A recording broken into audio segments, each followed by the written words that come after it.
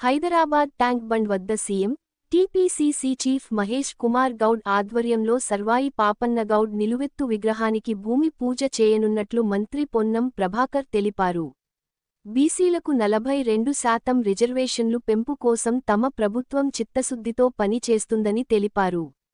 గీత కార్మికులకు భద్రతకు కాటమయ్య రక్షణ కవచాలు పంపిణీ చేసుకుంటున్నామని చెప్పారు. సర్వాయి ఆశయాలను కొనసాగిస్తూ సామాజిక న్యాయం దిశగా అడుగులు వేస్తున్నామని చెప్పారు. సర్దార్ సర్వాయి పాపన్న బడుగుల నాయకుడు, బలహీన వర్గాలకు స్ఫూర్తి ప్రదాత.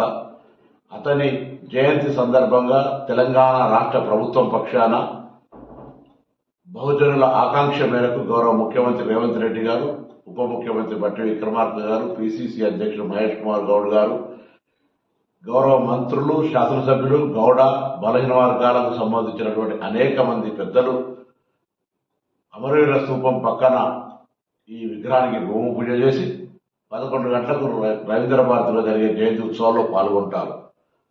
కాబట్టి తప్పకుండా తెలంగాణ వ్యాప్తంగా బహుజన సోదరులు, అదేవిధంగా ప్రతి ఒక్కరూ ఈ కార్యక్రమంలో పాల్గొనాల్సిందిగా నేను విజ్ఞప్తి చేస్తా ఉన్నాను.